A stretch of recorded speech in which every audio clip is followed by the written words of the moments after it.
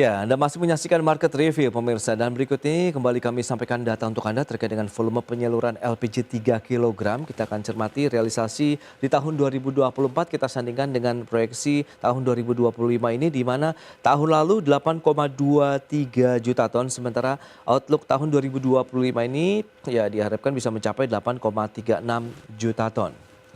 Dan berikutnya, anggaran subsidi LPG 3 kg, kita cermati range-nya dari tahun 2020 sampai dengan 2025, tertinggi memang sempat di tahun 2022 mencapai 100,39 triliun rupiah.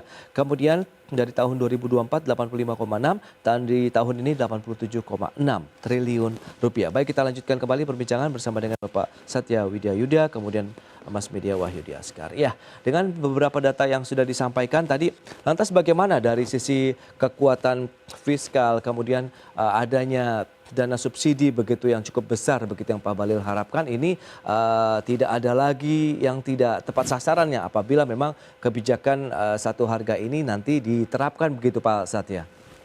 Ya, saya pikir kebijakan satu harga LPG itu tidak berdiri sendiri ya di dalam strategi nasional. Oke. Karena kita tahu bahwa LPG itu komponen impornya tinggi atau boleh dikata luar biasa gitu ya. Kita mengimpor sekitar 6,7 juta metrik ton ya dari 9 juta kebutuhan.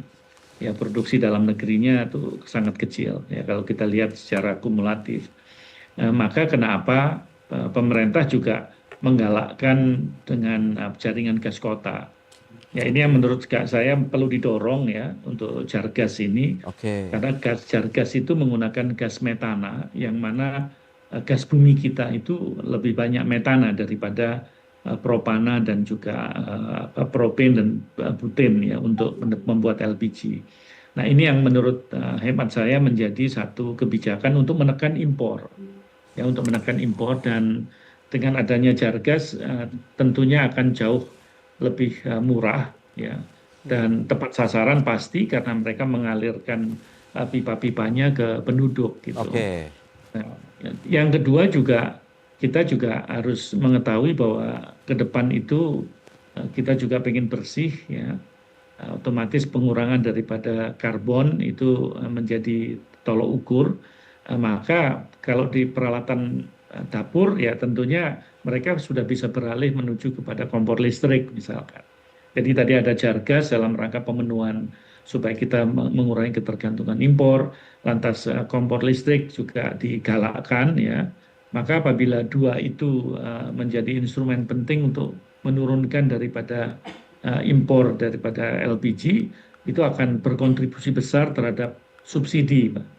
Jadi kalau dikatakan tadi di tahun 2022 itu 90 triliun ya, bahkan tadi ada yang sekitar 122 triliun. Ya, kita sekarang berhadapan di prognosa tahun 2025 itu sekitar 82,9 triliun. Dan ini membengkak terus ya. Oke. Kalau kita kecenderungannya karena adanya ketidaktepat sasarannya, pengawasan dan ketidaktepat sasaran itu menjadi faktor yang dominan. Maka menurut saya strategi pemerintah yang sekarang sudah benar, yaitu memperbaiki harga, lantas yang kedua juga meningkatkan atau mendiversifikasi LPG ke produk lain seperti penggunaan Jargas ataupun juga kompor listrik. Baik, baik Pak Satya. Nah, dari Selyo sendiri, Mas Media, lantas Anda melihat seperti apa sih skema pola yang tepat sehingga tadi, karena memang ini akan sangat memberikan manfaat yang luar biasa sekali begitu dari masyarakat Sabang sampai Merauke kalau memang benar-benar satu harga dengan harga resmi yang dipatokan Rp12.750 per tabungnya begitu, Mas Media. Iya, ada dua persoalan utama. Pertama, memang harga yang harus dibayar oleh masyarakat sangat tinggi. Terus Oke. yang kedua, memang dari segi fiskal, LPG 3 kg itu memang relatif mistargeting ya. Jadi penerimanya itu juga banyak dari desil atas. Rasionya idealnya kan 2 sampai 4 tabung per kakak. Tapi sekarang di banyak daerah, satu kakak itu konsumsinya bisa mencapai 8 tabung per bulan. Oke. Artinya, siapa yang pakai itu sebagian adalah kelas menengah atas. Jadi memang ini saya sepakat harus diperbaiki. Ada dua jalan. Yang pertama adalah melakukan close subsidies begitu ya, dan salah satunya dengan satu harga begitu, dan ini bisa dilakukan secara bertahap atau diuji coba dulu. Jadi masyarakat yang berhak itu bisa mendapatkan LPG 3 kilogram dan itu harganya satu harga. Plan terbaiknya demikian begitu ya. Hmm. Dan jangka panjangnya juga mungkin sangat dimungkinkan kita bisa melakukan penghapusan subsidi dan menggeser semuanya ke bansos atau ya tidak disubsidi sama sekali. Tapi saya kira jalan pertama mungkin lebih ideal hari ini karena kalau dilihat dari konsumsi masyarakat, masyarakat bawah ya, subsidi 3 kilogram itu meskipun tidak tepat sasaran secara agregat keseluruhan, tetapi hanya itu di antara sedikit subsidi yang diterima oleh masyarakat kecil. Jadi untuk jangka pendek, saya kira langkah ini tetap harus diapresiasi ya. Tetapi lagi-lagi Mas, saya hanya melihat ini dari segi ekonomi politiknya. Ya.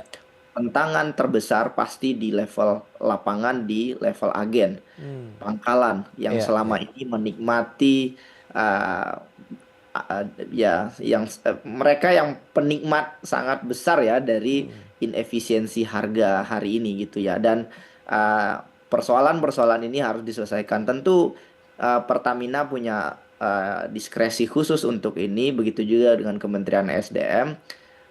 Kita hanya tidak ingin Mas langkah ini kemudian dihambat ya gitu oleh aktor-aktor yang kemudian makin menyebabkan subsidi yang harusnya diterima oleh masyarakat itu malah tidak diterima sama sekali. Jadi Oke. ya lagi-lagi data distribusinya juga harus efektif dan efisien. Dan satu lagi Ya. perlu dikalkulasi secara signifikan karena ini pasti ada pembebanan anggaran tambahan kepada Pertamina dan ini harus dihitung ulang. Dan saya kira kalau memang uh, pada akhirnya membuat subsidi ini lebih akurat, terus kemudian juga biaya logistik juga lebih efektif dan efisien dan masyarakat bisa terbantu, saya kira negara punya tanggung jawab untuk itu, untuk melakukannya dengan baik. Baik, baik. Nah, Pak Satya, lantas bagaimana upaya-upaya untuk bisa menjamin, mengingat ini kan masih ada rentang waktu beberapa bulan sampai dengan tahun depan begitu. Apakah nanti jaminan ketersediaan begitu setelah satu harga ini juga bisa terjamin begitu dari Sabang sampai Merauke? Yang mengingat ini tadi ada daerah 3T yang Anda tekankan begitu yang nanti akan banyak merasakan manfaatnya begitu. Ya memang ini menjadi effort dari tidak cuma satu kementerian ya, tapi beberapa kementerian termasuk dalam ini adalah Kementerian Dalam Negeri ya. Oke. Karena mereka sebagai institusi yang mengawasi daerah-daerah ya sebagai titik akhir daripada pendistribusian LPG itu sendiri ya. Kalau kita berbicara di daerah-daerah yang terpencil, dan mesti diingat kenapa peranan daerah ini sangat penting, karena mereka pada peraturan yang lama atau peraturan yang saat ini, karena ini masih dalam proses revisi untuk Perpres itu, mereka mempunyai satu kemudahan di dalam mengadjust sesuai dengan karakteristik masing-masing daerah. Jadi ada peraturan-peraturan yang memungkinkan harga itu mendapatkan additional cost, yaitu bagi harga awal gitu menjadi harga eceran yang diizinkan oleh sesuai dengan ketentuan yang ada. Nah, ini yang rencananya mau dipangkas dengan satu harga dimanapun mereka berada. Maka dalam hal ini peraturan daerah dan pemerintah daerah cukup punya satu peran. Karena yang ditempuh oleh Pak Bahlil itu saya pikir sudah membenahi payung hukumnya dulu. Karena payung hukum inilah sebetulnya yang menjadi kunci. Jadi kalau kita melihat Perpres 104 tahun 2007 itu kan orang masih beralih dari diesel ya, dari minyak apa itu istilahnya ya, dari diesel menuju kepada LPG ya. Minyak solar, maaf minyak solar menuju kepada LPG, sehingga pengkategoriannya masih pengkategorian yang menurut saya perlu penajaman ya kalau dilihat dari konteks pendistribusian daripada LPG. Jadi kalau payung hukum ini sudah dijalankan, maka instrumen daripada data itu perlu betul-betul didetailkan. Yang saya harapkan nanti di dalam Perpres itu pengguna LPG rumah tangga dan usaha mikro itu betul-betul tervalidasi dengan baik. Ya, lantas yang ketiga ya pengaturan daripada pendistribusian LPG 3 kilogram. Jadi misalkan bagaimana posisi penyaluran sampai dengan konsumen akhir, yaitu mekanismenya bagaimana, mekanisme pengawasannya bagaimana. Ini sudah nanti akan lebih kepada pengawasan lapangan ya, dan saya yakin BPH Migas sebagai institusi yang juga yang melihat tata kelola ini pasti tidak mudah ya, karena pengawasan ini melibatkan aparat setempat, pemerintah daerah dan lain sebagainya. Kalau kita ingin melihat apakah betul harga yang ditentukan itu sampai kepada pengguna, Pak. Jadi kalau dulu itu kan tahapannya dari agen menuju kepada pangkalan ya, atau penyalur atau pangkalan, habis itu kepada sub pangkalan yang hari ini, baru kepada pengecer baru ke pengguna.